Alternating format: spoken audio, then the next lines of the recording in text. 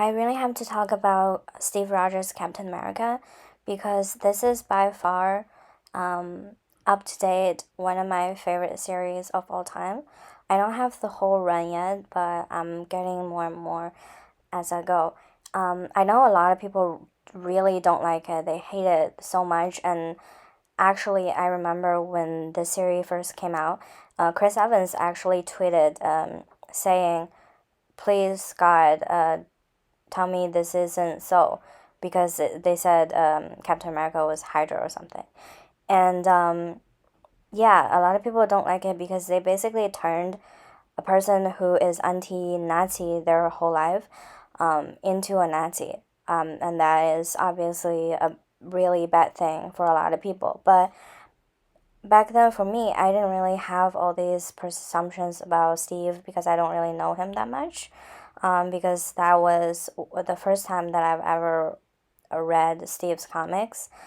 Before, I'm mainly into like Deadpool, Loki, and Bucky comics because I'm more I love villains and anti-heroes. I feel like they were more complex. They serve this kind of catharsis for me. Like, for example, how they can express my rage in life and my rage towards bad people that I met in life. Because I'm normally a very docile person and I don't really express my anger normally. So I didn't really come in with these assumptions about Steve. And it turns out I really enjoyed it. So before, I kind of have this false perception of Steve. I thought he was like a goody two shoes, so I wasn't really interested in him. And then I saw some like fan fiction about Hydra Cap and saying he was vicious and he was aggressive in bed and stuff. So I thought I checked it out.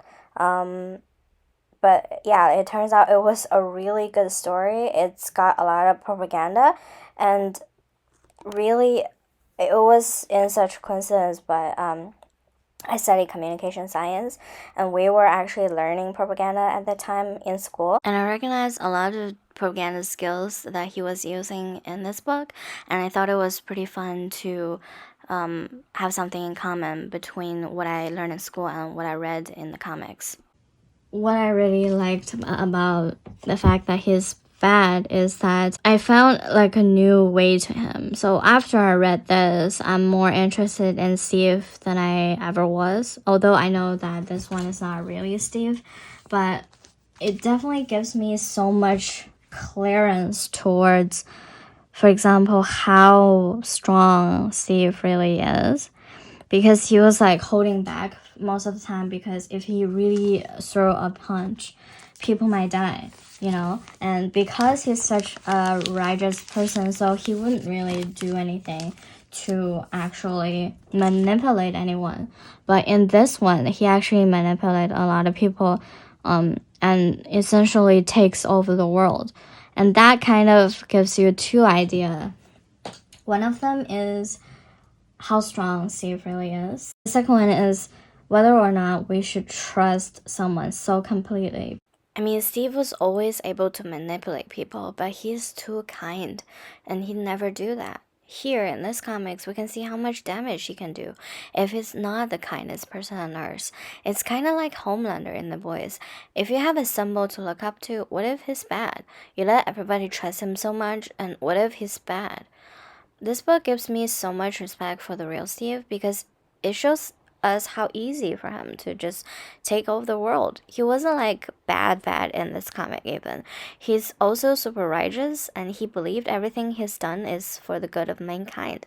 So imagine if there's just one thing that went wrong on the real Steve. He could do more damage than Thanos.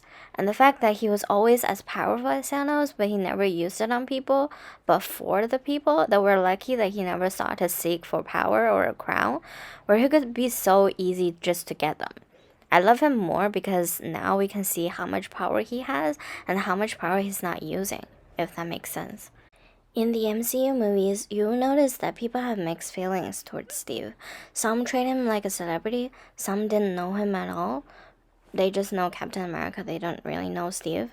And some just think he's an outdated symbol. But in the comics, it's kind of a different scenario because he was in the comics way more than in the movies. Obviously, he came back, I believe, in 1960s. So, and he was gone for only 19 years. So that wasn't really that much of a time gap. So Steve kind of like struck trust in everybody's heart, basically, and everybody immediately thought about believing Steve in any way. And this is one of the reasons people need to rethink their decisions, because when you trust someone so completely and someone that looks like him appears, you also trust that person. And sometimes the villain, obviously, here can take advantage of that. So that's very bad. I feel like no matter if you like Steve or not, this is a really nice read. Because before, when I mainly was reading Deadpool, it's such a fun comics for me. And sometimes when I drift off, I don't really read every dialogue, and that's okay because Deadpool doesn't know the situation half of the time. So if you don't know the situation, you're good. But the dialogues and the whole plot was so carefully and well written. If you miss even one or two thought bubbles, you're not gonna be able to understand like what's happening next. So I thought that was really precious, and it's really hard to come by nowadays. What I also love about this series is the fact that it and the Secret Empire are like a total 180. So in this book, we can see it from Steve's perspective that everything was safe because he keep tabs on everybody, so he can like take care of the villain like pretty easily. And he stepped into the light, and everybody was greeting him. Everybody was waiting to say Hail Hydra. So he thought everyone was fine and dandy. And then onto the Secret Empire, he realized that that's not true. A lot of other people that he cannot see, like he didn't realize, but we realized. It kind of made me. It kind of reminds me of Interview with Vampire and the Prince Lestat. So in the Interview with Vampires, we thought that Lestat was this cold-hearted monster, and Louis is a naive and a beautiful soul.